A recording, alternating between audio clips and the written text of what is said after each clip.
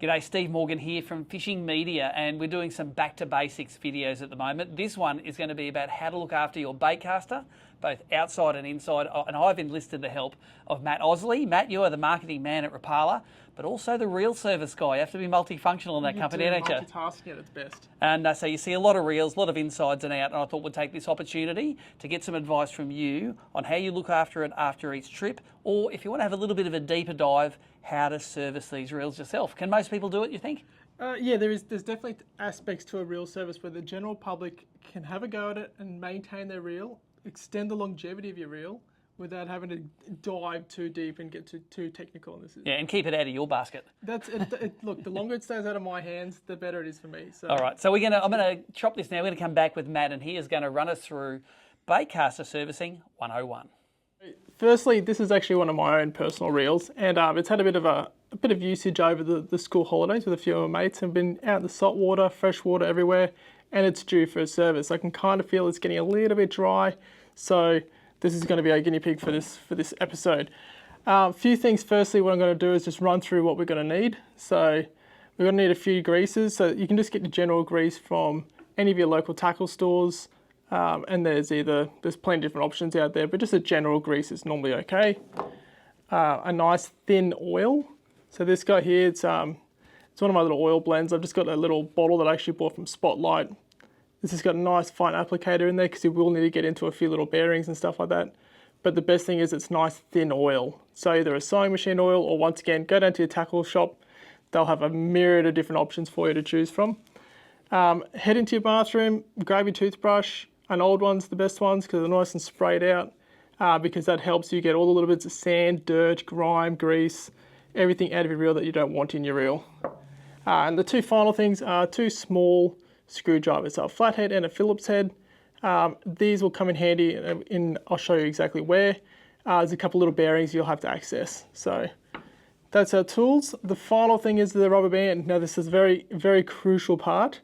Both in the spin and the baitcasters, and I'll show you why in a second. So let's get into it. So your baitcaster reel, there's a couple of bearings inside the baitcaster reel that do need a little bit of oil every now and then, and that's what I kind of hear when I'm kind of winding this one. Feels a little bit dry. It's probably just the bearings are a little bit dry inside it. So to start with, we're going to take the side plate off. So different reels have different release mechanisms. Obviously the 13, you just flick that down, releases the side plate quite easily. And I can remove the spool. That's going to be step one. Take the spool off. Now, this is where your little rubber band comes in handy because it's going to stop your braid flying everywhere and getting in a little knot, and it'll help you put the spool back in later. So first of all, we'll start with your spool because it's already out of the reel. Most spools will have a bearing on the side of the spool. That's your spool bearing, so it's pretty common sense. I'm just going to take that lid off that oil. And all these bearings need is just sort of like one, if they're really thirsty, maybe 2 drops, and that's all you need. You don't want to flood your bearing because it'll just end up sending oil all through your spool. You can see that oil's sort of absorbed into that bearing now. There's no oil flicking off it anywhere, so that's all you need. Now, once oil goes in the bearing, that's what stops salt water getting in your bearing and then wrecking your bearing. So a nice full bearing won't let salt get in there, and it'll make it last longer. On your side plate, there'll also be another bearing. So this one here is stuck in there with a circlip, so it's not going to fall out normally. But this one here is probably another one, so just a little drop on that one. And you'll start to see the oil will start, it's nice, as long as it's a thin oil, it'll actually make its way inside these bearings. They're not fully sealed, but they are shielded, so the oil will get in there nice and easy and just lubricate the bearing.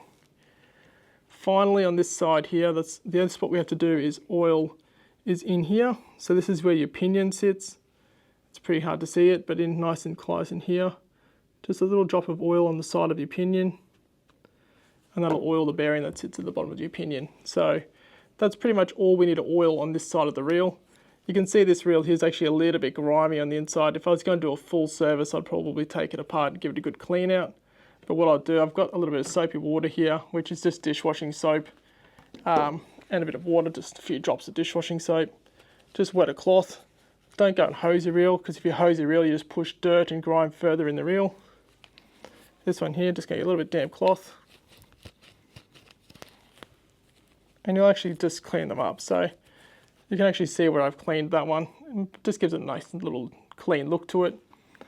Makes it look new. When a reel looks new, it feels smoother. So, just give that one another clean. It's from fishing in dirty water, great after the rain. And then just dry it off for the other side, this other side that's not wet.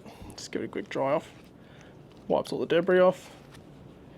And your reel looks nice and new again. Cool, so now, if we start from this side, we're just going to work our way through the reel. So your next thing you're going to come across is your worm drive. So your worm is what actually sends your line back and forth across your baitcaster. This is probably the most common thing that I see as a reel technician is issues with your worm drive, either corroded with rust or sand, or grime gets in there and seizes the whole thing up. So firstly, just inspect it, just give it a little wind across. If you see any dirt or sand in there, that's where your toothbrush comes in handy. You can actually just get in there and flick them out. Like there's a little tiny bit of dirt just there. So now he's gone. And then you can actually see it's nice and free. It's not grindy, it's not gritty across there. So this is one where this little inox tube comes in very handy. It's got a nice fine little applicator. Squeeze a little bit of grease out. Put a little bit on one side. Wind your handle across. Put a little bit on the other side. Doesn't have to be a lot because you don't want dirt to actually stick to the grease either. You just want that grease to eventually coat that worm. And then, pro tip, 2 drops of oil. And that actually lubricates the grease as well, mixes it combined, and you'll actually see when I go across, it almost disappears. Now that just coats the gear and then lubricates the pawl as well. So there's a little thing inside there which moves it back across. So that's now lubricated, it's free of all dirt and grime. So it's what we need to do there. Coming across to this side now, obviously this isn't going to be a full service, this is just going to be a basic service. So there's only one of the bearing we're going to really play with on the side of the reel, and it's underneath this cast control cap. So if we undo your cast control cap,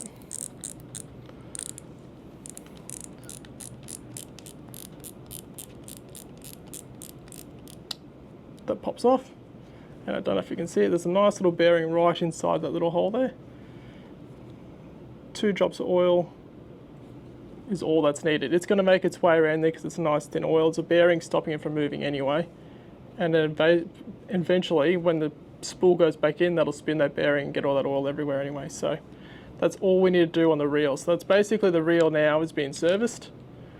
The only other thing you can do, which this reel doesn't need because I was playing with them earlier, is your knobs. So basically, your handle knobs, if they start to, there's 2 bearings in each one of these, and if they start to get stiff or corroded, they'll actually make your whole reel feel stiff because they're not free. So all you need to do is get a flathead screwdriver, undo that one, drop of oil down there, and seal it back up again, and away you go. So that one obviously doesn't need it. So we'll put this one back together again.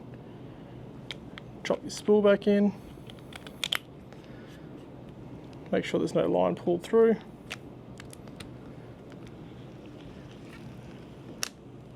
And buttery smooth. So that's all we need to do. All those bearings now lubricated up. That reel's happy to go for another 6-7 months. And then when you want to take it for a full service, take it into your local tackle store. Some of these reels actually have different grease on the insides which you won't be able to play with, and if you start to open the reel there's springs and little things that go everywhere. So unless you want to really give it a crack you can, but I'll just let the tackle stores do that for you. But as far as a basic reel service, it's very, very easy, and it'll increase the longevity of your reel.